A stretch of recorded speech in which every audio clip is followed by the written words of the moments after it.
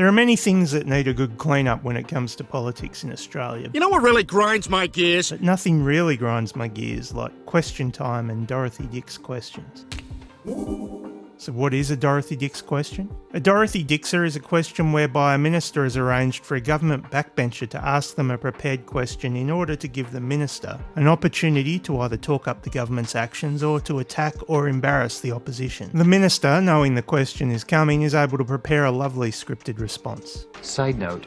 Because someone out there may find this interesting, where'd the name Dorothy Dix come from? I have to admit, I wasn't entirely sure of its origins either until I looked it up when pulling this video together. Apparently Dorothy Dix was an American advice columnist who featured in various publications from the late 1800s through the early 1900s. She was rumoured to have occasionally written the questions that she'd then go on to respond to herself. How interesting. Look, if you've ever tuned in and spent 5 minutes watching Question Time, you'll have seen a Dorothy Dixer. They make up approximately 50% of Question Time. That's no exaggeration. Question Time itself is fairly structured. The first question always comes from the opposition. Following that, the government have a turn, asking themselves a question, and it will rotate backwards and forwards like that. It's kind of like a crap game of tennis. Occasionally, the minor parties and independents will chip in for a turn as well. The scripted responses are easy to spot. It's like the incoming pollies are provided a checklist when they come into government for what to do. Make sure to include all the appropriate buzzwords and slogans. The boldest and most ambitious housing agenda. Check. Make sure you look straight at the camera and engage with your audience. Check.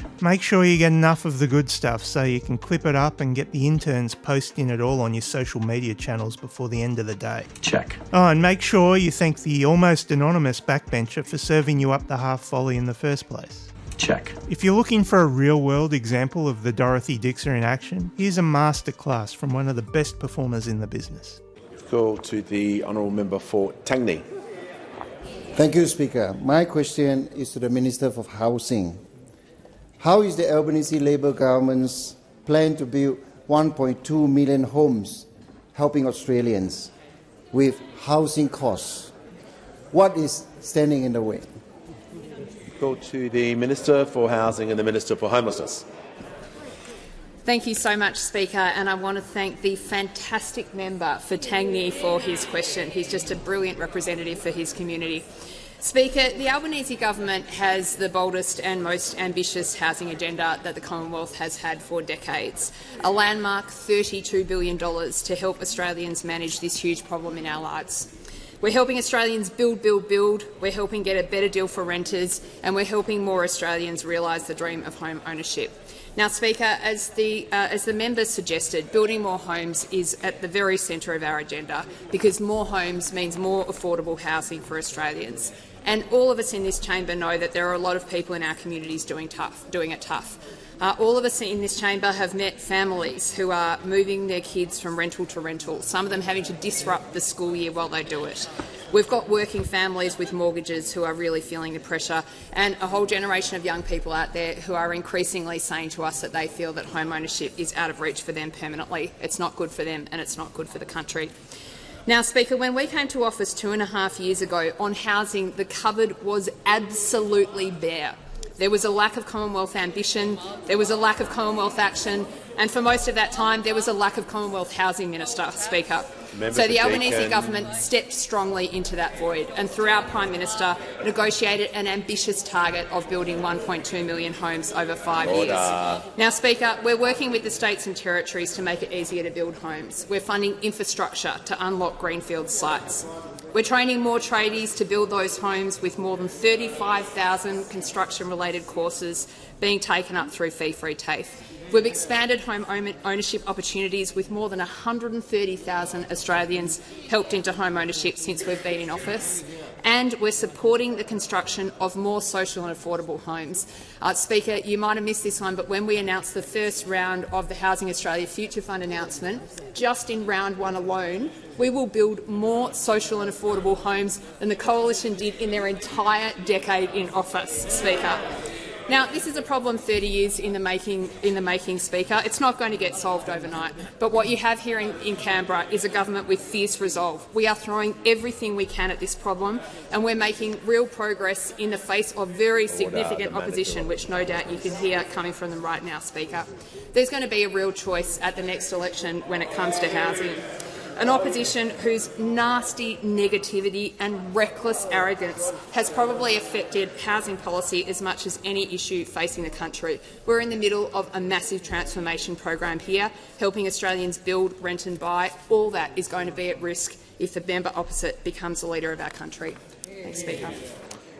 Look, maybe it's just because I like to keep an eye on what's happening or not happening with housing, but I've noticed that Claire O'Neill is an absolute fiend for the Dorothy. Although, to be fair, she has eased off a little on the frequency in the last month or two. It's kind of funny because when they were in opposition, Labor weren't big fans of the Dorothy Dix, calling for an end to the practice. There was even an inquiry into the practices and procedures relating to question time that kicked off in 2019, with the final report from that inquiry tabled in 2021. That inquiry sought submissions and even ran a survey to get people's thoughts on question time. Not surprisingly, 86% of the people that responded to the public survey thought that the ability to ask Dorothy Dix questions should be removed entirely. It was the same with the submissions. They were generally equally unsupportive of Dorothy Dix questions, with an overwhelming number of submissions highlighting that the questions were seen as disingenuous and should be discontinued. This quote from Professor Evans giving evidence at the inquiry sums it up nicely, I think. When putting forward the view that Dorothy Dix questions should not be allowed in question time, he said that there's no doubt that nothing arouses distrust more than that type of questioning. But despite the inquiry, and despite the feelings of the public, did the government of the day decide to do anything about it? Nah. And despite their strong feelings while in opposition, have Labor done anything about it since? Nah.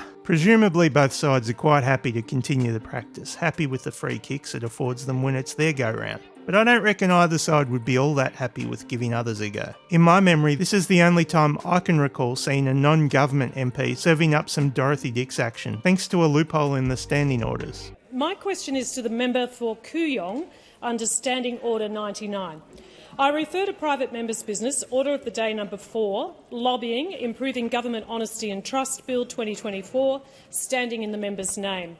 Can the member tell the House why debate on this bill should be resumed urgently and what process is needed for the House to fully consider this bill and ensure that it is passed? Under the standing orders, the question is permissible under Standing Order 99, and I give the call to the honourable member for Kooyong. Thank you, Speaker, and I thank the member for Indi for her question. She has asked about my private member's bill entitled Lobbying, Improving Government Honesty and Truth, also known as the Clean Up Politics Act. This bill introduces several measures to improve trust in government decision-making. These include extension of the register of lobbyists, publication of ministers' diaries and closure of the revolving door between ministries and the private sector. Order. Members on my right. The member will continue. The member asked whether there is urgency in debating this bill, and there is. I first placed this bill before the House last year. It was not debated. With the help of Senator David Pocock, we secured a Senate inquiry into the bill. That received 346 submissions but received only a single day of hearings. That inquiry concluded that the government should improve its regulation of lobbyist activities in this House. The government has not done so, and it has not indicated any plan to do so. In this 47th Parliament, the member for Indi and many of my crossbench colleagues have placed integrity measures before this House. Bills to stop pork barrelling, bills for truth in political advertising, bills for meaningful and equitable reform of electoral donations. We've seen what goes on with that. Bills to stop jobs for mates, bills to protect whistleblowers. Not one of those bills has been debated by this government. Like me, the member was elected in 2022 because her community said that it wanted greater transparency, integrity and honesty in government. The member must confirm her remarks to timing and procedure. You are weighing into commentary now, so I'm just going to return you back to the question, and under the standing orders there is limited scope for you to answer the question, so it must refer to timing and procedure. Okay. Thank you, Speaker. Standing Order 99 permits members to ask when bills might be debated. This government has not debated a single private member's bill in this 47th parliament. I want to reverse the onus, Speaker, and I want to ask the government. I want to ask the acting Prime Minister and the Attorney-General when they will act. Order. Members on my right, the member for McEwen. I would like them to tell my electorate and the electorates of the other members of the crossbench when and how they are going to take action to restore Australia's faith in the integrity, transparency and honesty of its government. Now, I'm guessing that if we are to see that sort of thing becoming a common occurrence, we're probably going to see Labor and the Coalition motivated enough to make a change to question time. I don't like to be embarrassed. It's just probably not the change that I'd be hoping for.